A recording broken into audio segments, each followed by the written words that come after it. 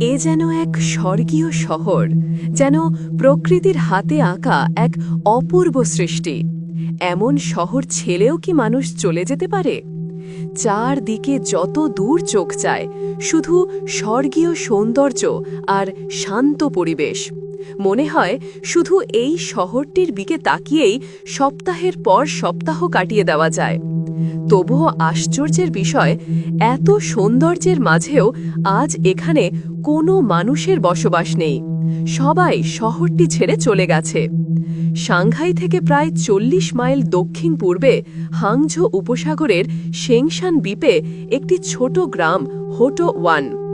এক সময় এই গ্রাম ছিল মাছ ধরার জনপ্রিয় কেন্দ্র। সেখানে হাজার হাজার মাছ ধরে তাদের জীবিকা চালাত। কিন্তু আজ এই গ্রাম যেন প্রকৃতির কোলে বিলীন।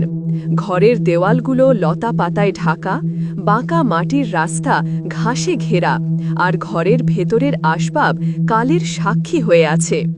১৯৮০ সালের দিকে এই গ্রামে ৩,০০০-এর বেশি মানুষ বাস করত। মাছ ধরা ছিল তাদের জীবিকার মূল উৎস। তখন গ্রামে কংক্রিটের বাড়ি তৈরি হতে শুরু করে এবং গ্রামটি এক সময় ছোট তাইওয়ান নামে পরিচিতি পায়।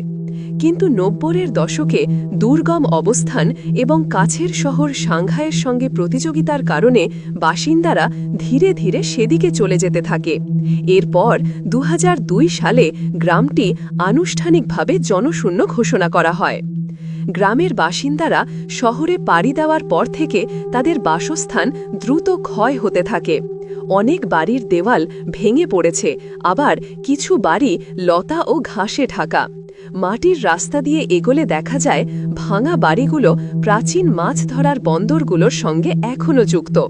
বাড়ির ভেতরে এখনও পুরনো আসবাব এবং ব্যবহার্য জিনিস পড়ে আছে, যা গ্রামের অতীতকে আগলে রেখেছে।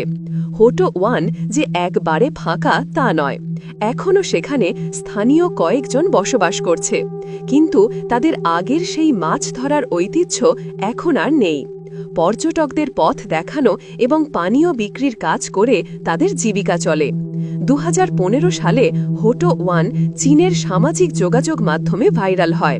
পরিত্যক্ত গ্রামটি কিভাবে সবুজে ঢেকে গেছে সেই ছবি সবার নজর কাড়ে। বিশেষ করে কুয়াশাচ্ছন্ন দিনে গ্রামটি যেন কোনো রূপকথার দৃশ্য। ২০১৭ সালে সরকার পর্যটন ব্যবস্থাপনার জন্য কিছু উদ্যোগ নেয়। একটি ভিউইং টাওয়ার তৈরি করা হয়, যেখান থেকে পুরো গ্রাম দেখা যায়। টিকিটের দাম $৩। এছাড়া $৮ দিয়ে দর্শনার্থীরা গ্রামে ঘুরে বেড়াতে পারে। ভাঙা বাড়িগুলোর বাইরে সতর্কতামূলক সাইনও লাগানো হয়েছে। বর্তমানে গ্রামটিতে বছরে ১ লাখের বেশি পর্যটক ঘুরতে যায়। গ্রামে পর্যটনের জনপ্রিয়তা চারপাশের অঞ্চলকেও উন্নত করেছে। নতুন হোটেল আর গেস্ট হাউস গড়ে উঠেছে। হোটো ওয়ান দেখার সবচেয়ে দারুণ সময় গ্রীষ্মকাল। এই সময় সবুজ গাছপালা আরও বেড়ে ওঠে। তবে সীমিত যাতায়াত সেবার কারণে এই গ্রামে ঘুরতে অগ্রিম টিকিট বুকিং থাকা প্রয়োজন। রাত কাটাতে চাইলে গ্রামের কাছে গেস্ট হাউসে বুকিং করা যায়, কারণ হোটো ওয়ানে থাকার ব্যবস্থা নেই। তাই আশপাশের থাকার জায়গাগুলো আগে থেকে কথা বলে যেতে হয়। পর্যটকেরা সেখানে নিরবিলি সময় কাটাতে যায়। হোটো ওয়ান শুধু পরিত্যক্ত গ্রাম নয়, এটি প্রকৃতি, ইতিহাস এবং মানুষের স্মৃতির সঙ্গে মিশে আছে। ভাঙা ঘর, লতা ঢাকা দেওয়াল, বাঁকা রাস্তা সবই যেন এক দীর্ঘশ্বাসের গল্প নিয়ে দাঁড়িয়ে আছে। গ্রামটিতে ঘুরলে উপলব্ধি হয় কিভাবে মানুষের তৈরি স্থাপনাকে প্রকৃতি আবার নিজের করে নেয়। সেই পরিবেশে পর্যটকেরা খুঁজে পায় প্রশান্তি আর আনন্দ। তবে একটা বিষয় মাথায় রাখা জরুরি, হোটো ওয়ান দেখতে চাইলে অন্তত ১ বা ২ রাত থাকার পরিকল্পনা করতে হবে। সাংহাই থেকে হোটো ওয়ান যেতে সময় লাগে ৪ থেকে ৬ ঘন্টা। তাই একই দিনে এসে আবার ফেরি ধরে ফেরা প্রায় অসম্ভব। আর হোটো ওয়ান ছাড়াও আশপাশের শেংশান আর গোকি দ্বীপে ঘোরার মতো আরও জায়গা আছে। পুরো গ্রামটা ঘুরতে চাইলে ১ থেকে ২ ঘন্টা সময় লাগবে। এখানে ঘরের ভেতরে প্রবেশের অনুমতি নেই। কিছু সরু পথও সাইনবোর্ড বসিয়ে বন্ধ এবং নিষিদ্ধ ঘোষণা করা হয়েছে।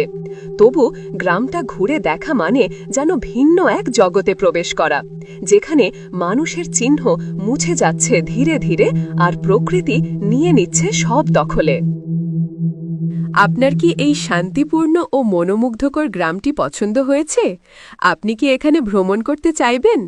আপনার মতামত কমেন্টে শেয়ার করলে খুব আনন্দিত হব।